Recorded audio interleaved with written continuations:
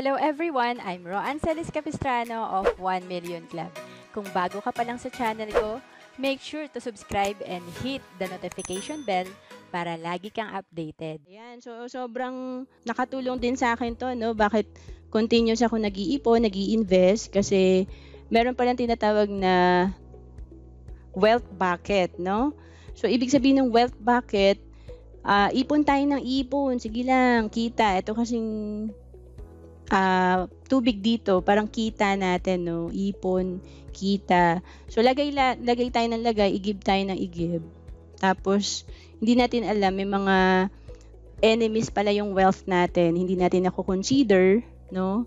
Kaya, madalas, kahit na lagi naman tayo nagtatrabaho, wala pa rin tayong naiipon or hindi pa rin nag-grow yung pera natin kasi hindi natin ako-consider yung mga enemies of wealth, no? So, ano ba yung kakampi? Kailangan alam natin, para manalo tayo sa money game, alam natin yung kakampi at alam din natin yung enemies ng pera natin.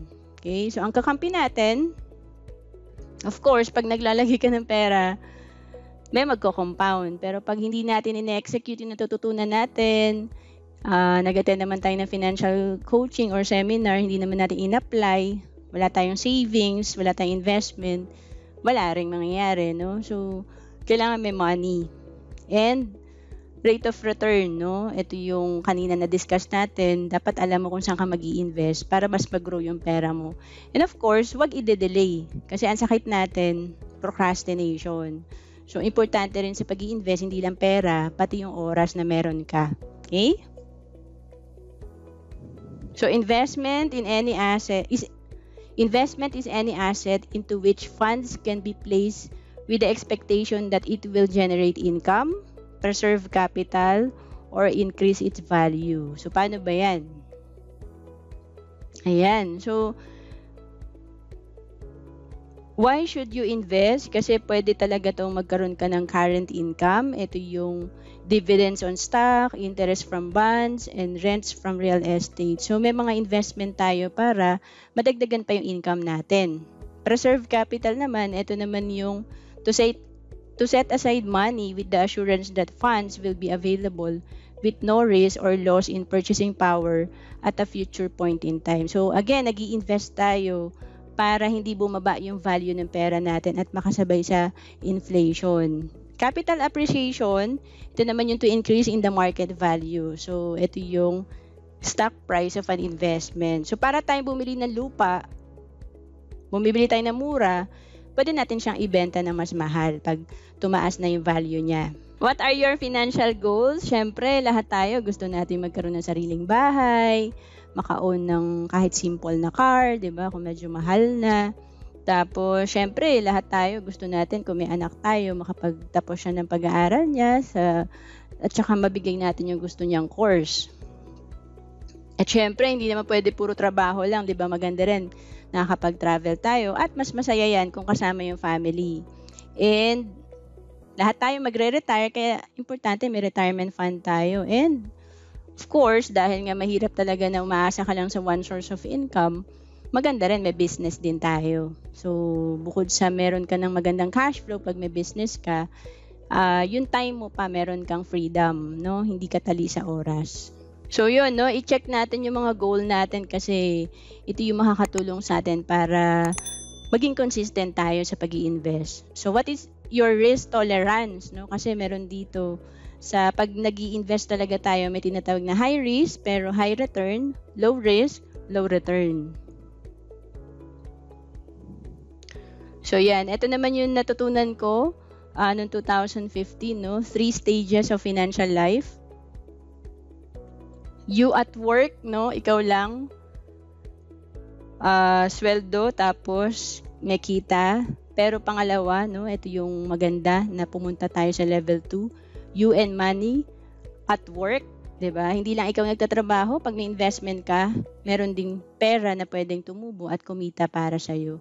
And of course, ito yung ginagawa ng mga mayayaman, level 3, stage 3, na money at work na lang. Diba?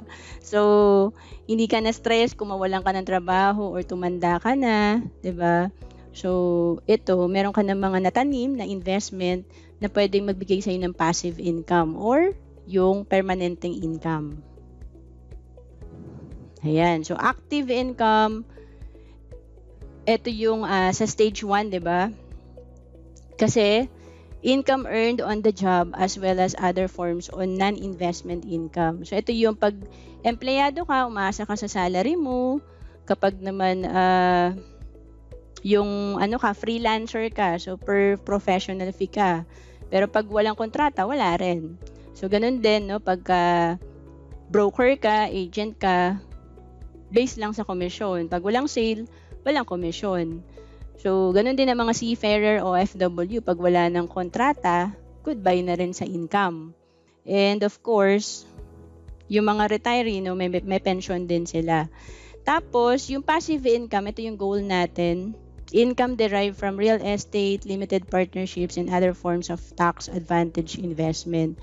So, yan yung gusto natin. Magkaroon tayo ng mga paupahan, rental income, and then, kung may business ka, no, or may mga composition, no, yung mga artist natin, royalty income. Okay? So, portfolio income, ito yung pwede natin makuha, no, earnings generate from various types of investment.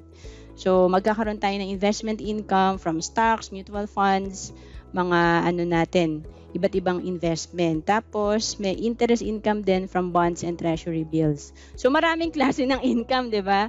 So, kaya nga ang mga mayayaman, meron silang at least 7 sources of income. So, tanungin natin yung sarili natin, maraming klaseng income, pero ilan ba yung source of income natin? No?